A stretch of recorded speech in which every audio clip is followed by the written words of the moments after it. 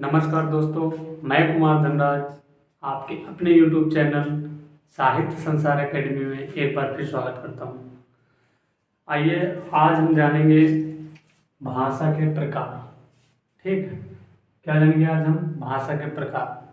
बाकी भाषा क्या है, हिंदी शब्द की उत्पत्ति कहाँ से हुई है, भाषा की विशेषता क्या है, ये हम पिछली क्लास में पढ़ चुके हैं। ठीक है, तो आज हम जानेंगे कि भाषा के प्रकार। जैसे कि एक चलिए हम बता देते हैं पहले भाषा के प्रकार कितने हैं ना। कितने प्रकार हैं? 3 प्रकार। कौन कौन से?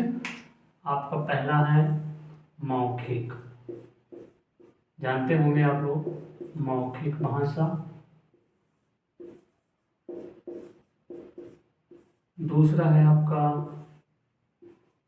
लिखित भाषा।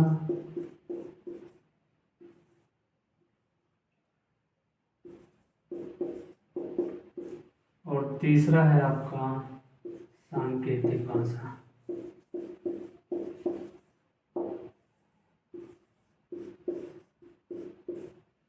ठीक है, देखिए जिस तरह से हम एक स्थान से दूसरे स्थान जाने के लिए कई प्रकार के साधन का प्रयोग करते हैं। हवाई यात्रा में जाने के लिए हवाई जहाज़ का प्रयोग करते हैं, रेल मार्ग में जाने के लिए रेलगाड़ी का प्रयोग करते हैं, और जलयान में जल के रास्ते से जाते हुए जलयान का प्रयोग करते हैं, पानी का जहाज है, बस है, रोड में चलने के लिए बस का प्रयोग करते हैं, बाइक का प्रयोग करते हैं, कार का प्रयोग करते हैं।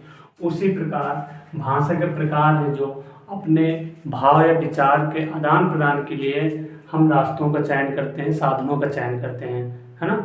माध्यम, साधन या माध्यम का चयन करते हैं।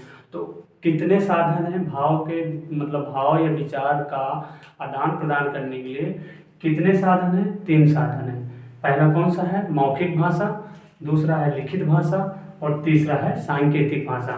इन्हीं हम 3 साधनों के माध्यम से अपने या साधन या माध्यम, इन्हीं के माध्यम से हम एक दूसरे के प्रति, मतलब एक दूसरे के सामने अपने भावों का या विचारों का आदान प्रदान करते हैं, है ना। तो मौखिक भाषा यानी कि मैं बोल रहा हूँ और आप सुन रहे हैं, ये मैं कैसे अपने भाव अपने विचार प्रकट कर रहा हूँ? मौखिक भाषा में, है ना, मौखिक रूप में। तो ये क्या होता है आपका मौखिक भाषा जो होता है, ये क्या होता है? बोलकर और सुनकर। देखें इसका मतलब क्या होगा?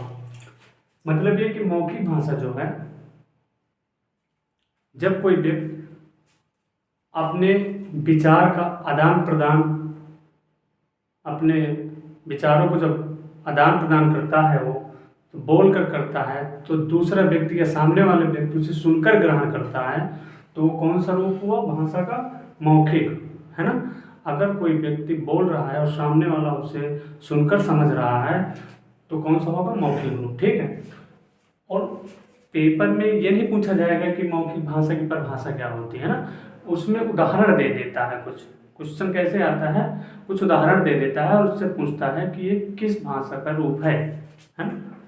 जैसे कि मौखिक भाषा के उदाहरण की बात की जाए तो रेडियो से समाचार सुनना, टीवी से समाचार सुनना, फ़ोन पे वार्तालाप करना, आमने सामने बैठकर बात करना, नेता द्वारा भाषण देना, ये सब क्या है?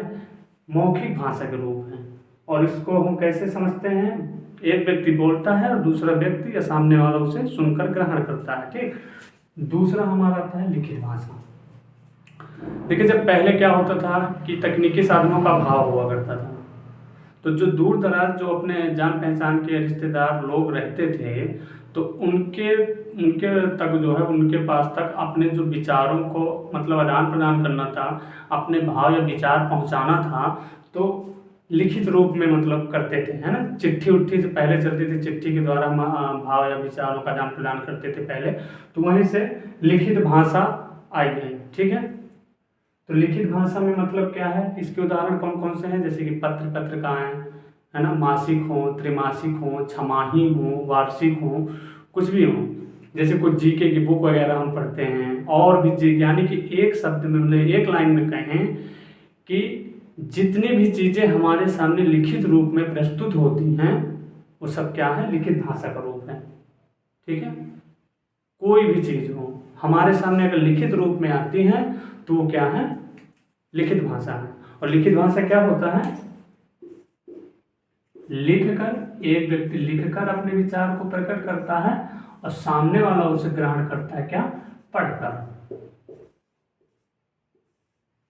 ठीक, तो ये हमारे हो गए मौखिक भाषा और लिखित भाषा।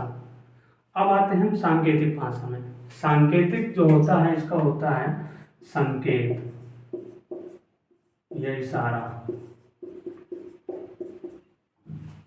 ठीक, सांकेतिक भाषा का संकेत या इशारा। हम देखते हैं कि इशारों में भी बात करते हैं हम लोग, है ना। जैसे कि हम रास्ते से चल रहे हैं और कोई हमारा मित्र मिल जाता है तो हम ऐसे कर देते हैं, है ना, मतलब तो वो भी कह देता है कहीं नहीं, मार्केट की तरफ कहीं भी इशारा कर देता है कि मतलब जा रहा है ना।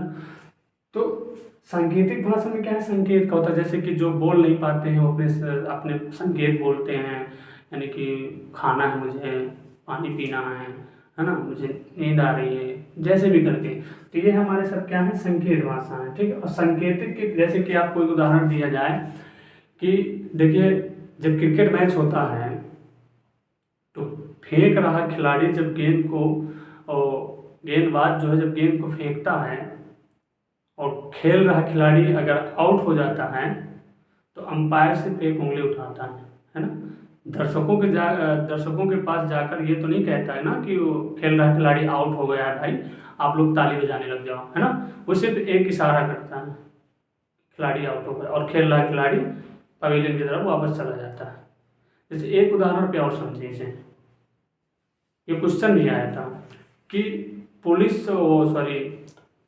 यातायात पुलिस कर्मचारी खड़े होकर चौराहे में गाड़ियों को रुकने या चलने का जो इशारा करता है वो कौन सी भाषा का प्रकार है ना। देखते हैं हम लोग कि एक हाथ से वो ऐसे करता है और दूसरे हाथ से जाने के लिए बोलता है, तो ये कौन सी भाषा का प्रकार है, सांकेतिक भाषा। क्वेश्चन ऐसे ही आते हैं, ठीक है। तो इसका हमारा क्या हो गया, सांकेतिक भाषा। जैसे कि एक कहावत लाइन है कि कहत नटत रीझत खीजत मिलत खिलत लजियात, अब भरे भवन में करत हैं नैनन ईसु बात।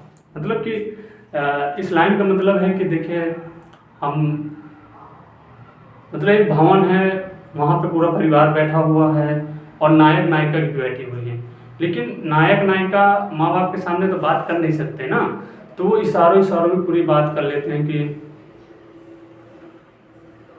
ऐसा करके, है ना। मतलब सभी सारे से काम हो जाता है। तो ये सब सांकेतिक भाषा है, ठीक है। तो देखिए इसमें क्या है, आपका मौखिक भाषा हो गया, लिखित भाषा हो गया और आपका सांकेतिक भाषा हो गया, ठीक। अब क्वेश्चन अगर किया जाए कि इनमें सबसे सरल भाषा कौन सी है, तो आप सभी जानते हैं कि सबसे सरल भाषा मौखिक भाषा है, क्योंकि हम जो बोल रहे हैं सामने वाला जल्दी समझने की कोशिश करता है और उसको आसानी भी होती है समझने में। लेकिन सबसे कठिन भाषा कौन सी है, सबसे कठिन भाषा है आपकी सांकेतिक भाषा। अब क्यों सांकेतिक भाषा कठिन है, देखिए। अब जैसे कि मैंने आपको एक उदाहरण देके बताया कि कोई आदमी सड़क पे जा रहा है और उसका मित्र मिल जा रहा है तो ऐसे पूछता है, तो उसने क्या समझा इसका मतलब कि कहाँ जा रहे हो, है ना। और इसका मतलब ये भी हो जाता है कैसे हो, तो कहता ठीक, मतलब कई तरह, मतलब इसका सांकेतिक भाषा का ना संकेत निश्चित नहीं है, क्या है, संकेत निश्चित नहीं है, इसलिए ये क्या है, सांकेतिक भाषा हमारी कठिन है ना। जैसे कि हम कोई कार्यक्रम देख रहे हैं और हमको वो कार्यक्रम अच्छा लगता है तो हम क्या करते हैं, ताली बजाने लगते हैं। तो यहाँ पे हमने क्या समझा कि मतलब जब चीज़ हमें अच्छी लगी तब हमने ताली बजाई, संकेत किया, मतलब हमने बताया उसको, सामने वालों को जो कार्यक्रम प्रस्तुत कर रहा था कि मतलब हमको अच्छा लगा, है ना। तो एक जगह तो ये हो गई हमारी ताली का संकेत। अब एक जगह क्या होता है कि जब मित्र खेलने जाते हैं तो वो मतलब उनके एक मित्र है, एक लड़का है जो उसके पापा घर से बाहर नहीं निकलने देते हैं, तो दूसरा दोस्त कहता है कि देखो मैं 4 बजे तुम्हारे घर के पास आऊँगा और तुम्हारी खिड़की के पास से मैं 3 बार ताली बजाऊँगा, तो तुम बाहर आ जाना। अगले दिन वो ऐसा करता है कि वो दोस्त जाता है और उसकी खिड़की के पास में 3 बार ताली बजाता है। जैसे 3 बार ताली बजती हैं तो वो लड़का जो है खेलने निकल जाता है। उसके पापा को थोड़ी ना पता है कि बच्चा 3 बार ताली सुनने के बाद वो खेलने निकल जाएगा। तो उसने जो अपने दोस्त को खेलने के लिए एक संकेत दिया ताली का। एक है कि हम रास्ते में जा रहे हैं और अचानक से हमारे मतलब कुछ सामने ऐसी चीज़ आ गई जिससे हमारे ऑटोमेटिक ताली बज जाती है। हमने क्या किया, 3 जगह तालियां बजा दी, है ना। इसलिए ये भाषा हमारी कठिन है, सांकेतिक भाषा, क्योंकि इसके संकेत निश्चित नहीं है। तो हमारी मौखिक भाषा क्या है, सरल है, क्या है, सरल है। और ये हमारी क्या है, कठिन है।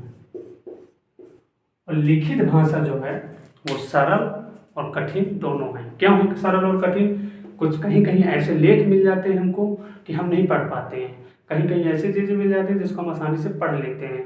जैसे किसी को उर्दू आती है, हिंदी नहीं आती, किसी को कन्नड़ आ रही है, उर्दू नहीं आ रही, हिंदी, मतलब ऐसे अगर कहीं लेख मिल जा रहे हैं तो मतलब थोड़ा पढ़ने में दिक्कत होती है, यानी कि आप हर लिखी हुई चीज़ नहीं पढ़ सकते हैं, नहीं समझ सकते हैं।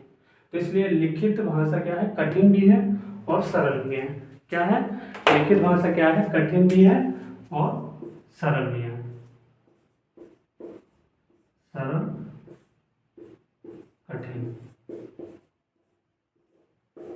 ठीक है। ये हो गए हमारे भाषा के प्रकार, मौखिक भाषा, लिखित भाषा, सांकेतिक भाषा। कितने हैं, 3 प्रकार हैं। मौखिक भाषा है जो हमारी, उसे बोलकर सुनकर ग्रहण करते हैं, एक आदमी बोलता है तो दूसरा उसे सुनकर ग्रहण करता है उसके विचारों को।